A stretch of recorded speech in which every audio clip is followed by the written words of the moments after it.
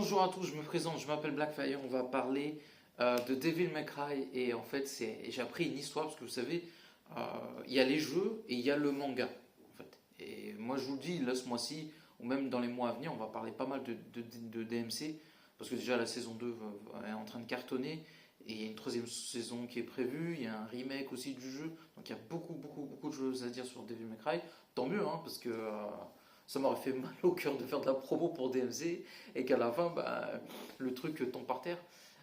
Pour revenir au manga, il y a une histoire que je voulais partager avec vous qui, franchement, ça m'a touché parce que c'est une histoire de fou. En fait, comment expliquer un peu tout ça? Pour ceux qui ne connaissent pas DMC, je vais essayer de vous faire un petit résumé pour ceux qui n'ont pas déjà vu les vidéos. Alors DMC, Devil May Cry, qui signifie les démons ne peuvent pas pleurer ou les démons peuvent pleurer. Voilà, ça dépend comment on le dit. Et en fait, c'est l'origine d'un démon, entre guillemets, qui s'appelle Spada. Spada, c'est un cheveu, on va l'appeler. Dans le jeu, on l'appelle le légendaire Spada. En fait, c'était un démon qui se joint à l'humanité et qui affronte un démon qui est terrible, qui s'appelle Mundus.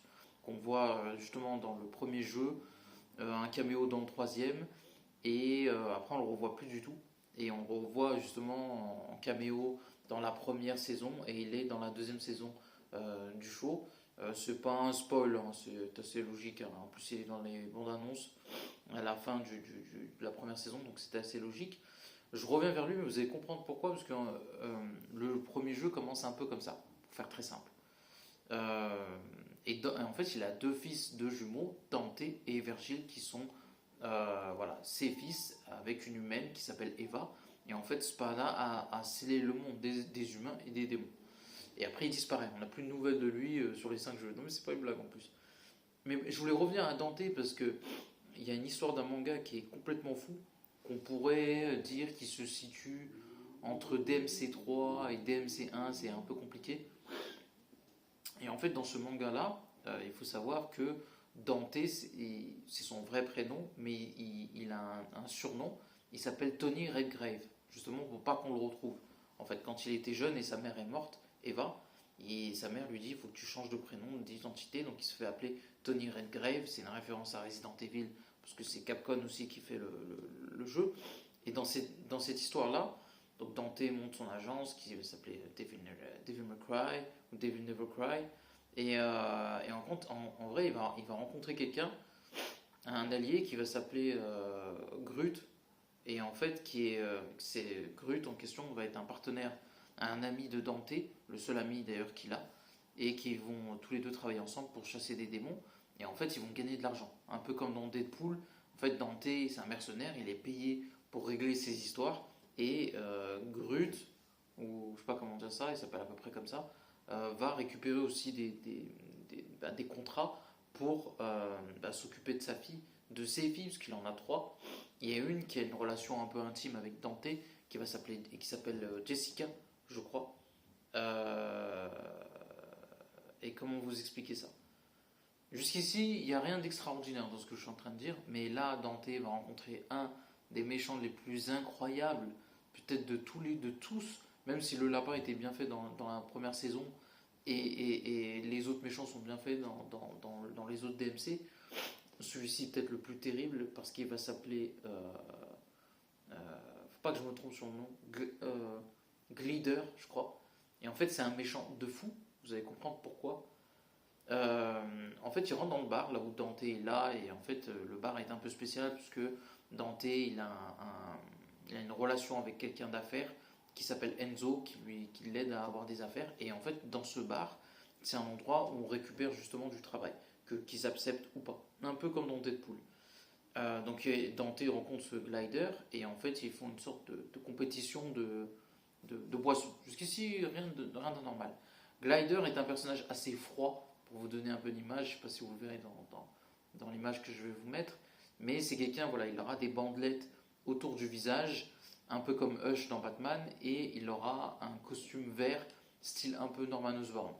Et en fait, le gars, il est froid, il est impitoyable, c'est un mec sans pitié, hein, vraiment, tu vois que le personnage n'a aucune humanité au fur et à mesure de l'histoire.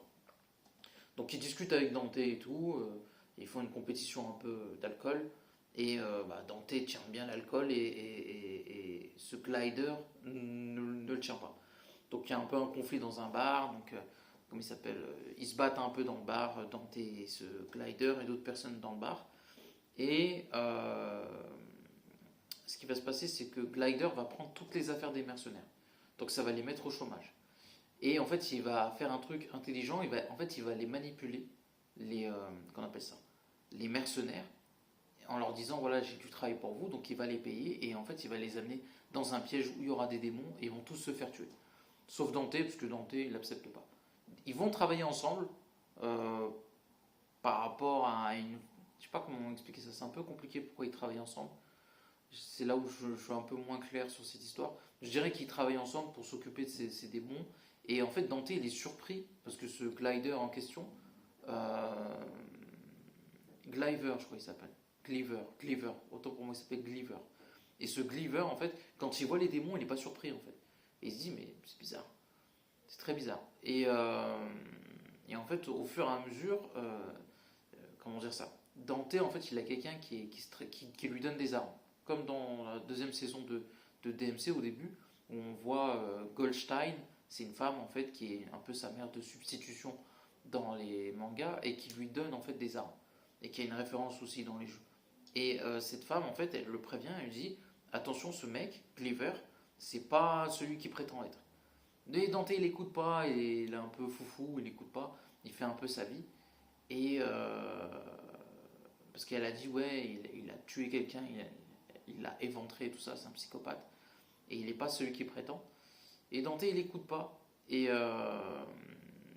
Grut, qui était un partenaire de Dante, ne l'aime pas beaucoup non plus. Et en fait, ce qui va se passer, c'est que Glider va tuer son ami Grut et il va tuer Goldstein, en fait, la femme de l'armurière. Et en fait, ce qui est un fou, parce qu'à un moment il achète une arme, je sais plus où, et en fait, quand tu vois l'ombre de ce Gliver, c'est une ombre familière dans le jeu. On sait un peu qui c'est. Voilà, je vous garde le suspense jusqu'à la fin, comme ça vous aurez un énorme twist. Mais c'est un personnage qu'on connaît. Ce qui se passe, c'est que Dante, en fait, il voit, et bon, il voit que son pote est mort, il voit que Goldstein et tout, sa mère de substitution est morte, donc il est bouleversé.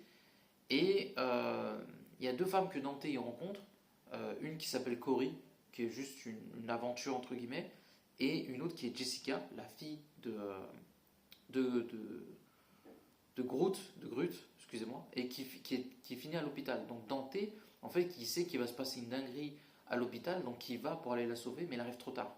Parce qu'en fait, Gliver est déjà passé par là, et en fait, il a envoyé des démons à l'hôpital, sûrement pour ravager l'hôpital, et ce salopard, il va kidnapper Jessica. Et en fait, Dante, là, il commence à péter un peu les plombs, parce qu'il se dit, ouais, il a tué ma mère de substitution, ce qui a fracassé Dante, et il a tué le seul ami qu'il avait, et il a kidnappé À la fois, Jessica est un love interest ou une amie, donc il va essayer de la sauver, et en fait, le salopard qui est Gliver, il l'a sacrifiée, en fait. C'est-à-dire qu'elle n'est pas morte, mais en fait, il s'est servi d'elle pour ouvrir le portail des démons. Et en fait, Dante, il est comme un dingue, et tous les deux, ils se battent, et on apprend dans le manga, en fait, que pour tuer Dante, ou un démon, il faut le frapper en plein cœur. Ce que Gliver essaye de faire. Donc il y a un combat intense entre Gliver et Dante. L'un arrive à un moment dans le combat à prendre l'avantage sur l'autre. À un moment, c'est forcément Glider qui prend l'avantage. Après, Dante, qui grâce à son épée arrive à Force Age à reprendre l'avantage.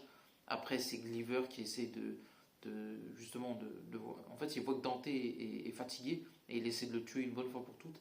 Sauf que je sais pas comment ça s'est passé, mais en gros, Dante il sort ses deux flingues Ebony et Ivory, les flingues classiques de Dante, et en fait, il lui tire dessus et il lui touche le visage. Et en fait, en lui touchant le visage, il voit que Gliver, voilà, il se fait aspirer par un truc, je crois.